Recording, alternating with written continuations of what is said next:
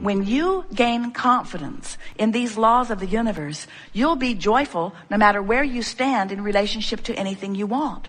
So when we began here today, we asked the question, so what's this belief thing? I want it, but I don't believe it because I haven't yet seen it. So a logical person would say, well, if I haven't seen myself do it, but I need to believe I can do it in order to do it, doesn't it seem impossible? And we say, not when you believe in the laws of the universe, not when you understand law of attraction, not when you understand that you are non-physical energy first and foremost.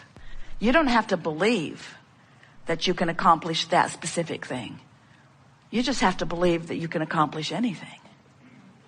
You just have to understand that the universe has your back, that the law of attraction will yield to you the equivalent of what you're offering vibrationally. You just have to believe that your emotions never lie to you, that your emotions every time give you the feedback that lets you know whether you're in vibrational alignment with what you want or not.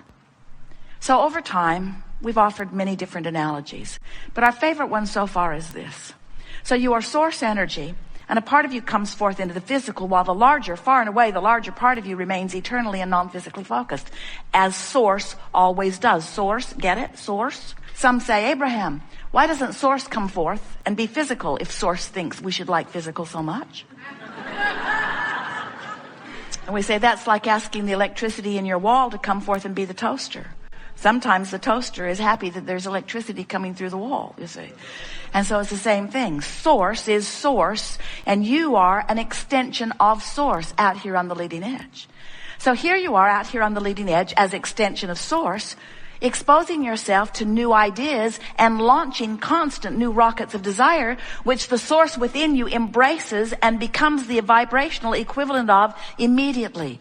And when that happens, there is a vibrational disparity between you in the physical and you in the non-physical. In other words, the non-physical you not only believes that this can be, but knows it. Not only believes and knows that it can be, but already is it.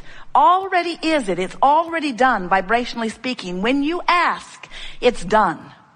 There's just one little thing you have to do as you are physically focused, and that is you have to become a vibrational match to what you're asking for. So over here, where who you really are is, and where the culmination of all of your rockets of desire are, and where the source within you in its expanded version because of you is, we're calling this the vortex of creation. It's the vortex. It's a vibrational reality. We talked earlier about how when you look at something that's already manifested in your reality, you say, well, I can believe that because I can see that. I believe my chair would hold me, and I believe the sun will come up in the morning because I've seen it enough that I believe it. There's a lot of things that I believe because I'm witnessing the manifestation of them. And we say, if you will decide today that you're not going to need to witness the manifestation of something before you believe it, you will become the creator who can create anything that you desire. And we want you to understand that it's easy to do because over here in your vibrational reality, by the way, this is the reality that precedes all manifested reality. So don't feel bad. Sometimes our physical friends think, oh, well, yeah, vibrational reality. I'm rich there. I'm skinny too. But what we want you to understand is the vibrational reality always precedes the reality. And if you have knowledge of the existence of this vibrational reality, if you know about this vortex, do you know what happens over here in this vortex of creation? Law of attraction is responding to the desire and causing a culmination, assembling all cooperative components. So everything that is necessary for the achievement of anything that you want has already been assembled. The question that we want to ask you is, are you a cooperative component? Or are you over here keeping alive a belief of doubt that contradicts what you're asking for? And the answer to the question, if you are feeling negative emotion, then you're keeping alive a vibration that contradicts it. Because if you're even hoping you're over here on the edge and the vortex is taking you in. In other words, this is a powerful vortex of attraction. and it will bring everything that matches it. But if you're over there beating the drum of why you want it, in other words, I want it because it's miserable not having it. I want it because I don't have it and I don't like not having it. As you beat that drum, you keep alive in yourself, active in your vibration, a frequency that prevents you from being brought in. If you could meditate, you'd stop your resistance and in you'd go. If you would appreciate, you'd stop your resistance and in you'd go. Even if you are in the attitude of hopefulness, in you'll go. But if you're mad, if you're ornery, if you're defeated, if you're fearful, if you're disappointed, if you're angry, if you're frustrated or overwhelmed, if you're feeling those emotions, and what are they? Those emotions don't just come out of thin air. Those emotions every single time are indicators of your vibrational relationship with who you have become.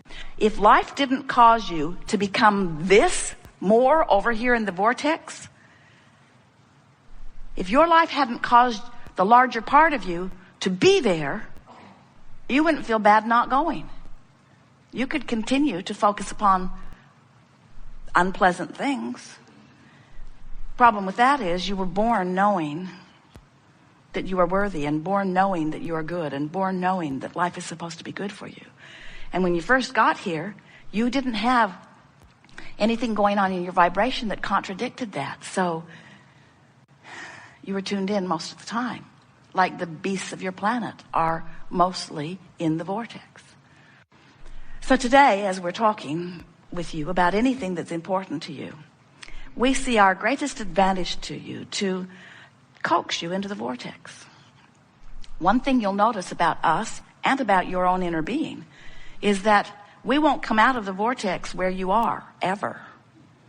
In fact, that's why you have negative emotion. If we would come out and complain with you, your complaint would feel blissful because there would be no separation. But since your inner being does not come out and complain with you, Esther can drag Jerry over there. Jerry can drag Esther over there. In other words, you can drag each other over there. And if they don't come easily, you get really feisty with them. You say, "You're not supporting me. I think you should support me. How come you're never there for me? How come you're never there for me?" And the correct answer to that question is because I'm over here in the vortex for me. Because if I come over there out of my vortex for you, I'm worthless to you. We can just bang over here together in misery,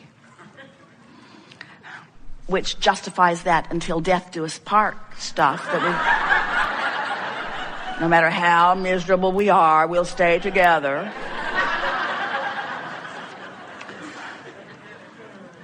But the source within you will not come out of the vortex when you are focused upon something that activates within you something different than you are. You are a lover. And when you hate, you're separating yourself from who you are. Separation's too strong a word because you cannot ever sever yourself from that. And sometimes you think you would like to.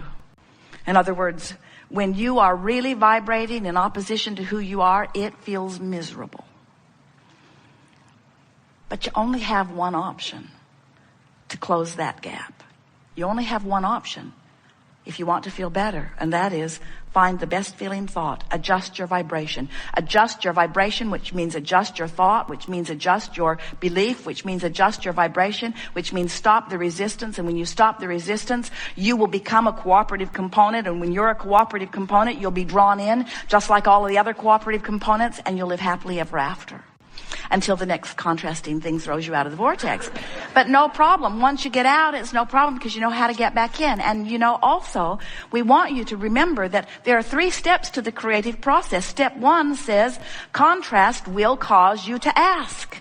That's normal. That's why you came forth. You said, I will expose myself to contrast so that I can define with greater clarity desires in this leading edge time-space reality. That really is what you said. So step 1 is important to the creative process. Just don't make a career of being in step 1. Let the contrast help you take step 1, and source will take step 2. Your inner being, source, law of attraction will gather together all cooperative components. Step 2 is not your work. When you ask, it is answered, it is given, it is done. But step 3 is your work. And step 3 is you got to get in the vortex. You got to find some way of thinking thoughts that let you come into vibrational proximity of this vortex of creation. And when you do, when you get in that vortex, it will all have been worth it. And then when we say, are you enjoying the contrast of your time and place? You will say, yes, it's just like I knew it would be. It inspires me all day, every day to greater expansion. And now I know about my emotional guidance system. And now I've learned to focus my own mind. I don't stay focused long on things that bother me. But I'm not bothered by being bothered, because every time I feel negative emotion, I say to myself, oh, good, I'm having a step 1 moment. That means source is on the improvement of my life experience. But I am no longer making a career out of the step 1 moment. I'm getting myself into the vortex, into the vortex, into the vortex as quickly as possible. Good. Now you know everything that is important to know about who you are, where you came from, why you're here, what's it all about. Get into the vortex and milk it for all it's worth, and stay there and feel the resonance of it and know who you are. And the more you're in that vortex, the more you become unwilling to hang around outside of it. And the more you're in it, the more you feel the familiarity of it. The more you tune your awareness to what it feels like when you're in and out, until you'll become, as Jerry's describing himself, you just barely brush across the surface of something that isn't up to speed with who you are, and it gives you prickles. Not because you've done something awful, but because it's not who you are. It doesn't resonate with who you are. Life is supposed to feel good to you. You are powerful beings, and you've come forth with great reason. And we really do. We make too much of all of this. Just find things that feel good and focus on them. And when you find things that don't feel good and you're focused upon them, say, hey, I'm focused upon something that doesn't feel good. Why would I focus upon something that doesn't feel good? There must be something that I could focus upon that feels better, and then feel for it and find it, and feel for it and find it, and feel for it and find it, until you come into alignment, till you close that gap, till you tune yourself to the vibration of all that you've become. We've enjoyed this interaction immensely. It is exhilarating to come together with those like you who are reaching for the fulfillment of who you are. It is our desire as we visit like this that we awaken within you your memory of who you really are, and the value and reason and purpose for your focusing here in this contrasting experience. We want you to stand as we do inside your vortex, exhilarated with everything that you lived that put you there. We want you to feel as happy, maybe that's the wrong word. We want you to feel joyous about your despair. How about that? Because from inside the vortex, you can feel joyous about the guidance that let you know where you were, your focusers, you see. And there isn't one of you who will move forward from this point in time who will not know now in much clearer fashion how to focus the power that is you into the productive expansion that is you. We've enjoyed this interaction immensely. It is delicious to come together with those like you who are coming more and more, moment by moment, really, to know who you are. Today, we feel satisfaction for these reasons. We have felt your willingness to focus for inordinate amounts of time, for the sheer purpose of understanding this vortex of creation that we've been talking about. It has been slow going here today. There was not much about it that was really fast moving. But in the process of that, what has been activated within each of you is an understanding, most importantly, of your ability, if you want to, under any circumstances, to become a vibrational match to the vibrational reality that precedes your manifestations. If you can leave here today understanding the relationship between who you really are and who you're being, and if you can leave here today with a new, resourced attitude about wanting more than anything else to tend to the relationship between you and you. In other words, to want to be in this vortex knowing that you now know how to do it if you want to.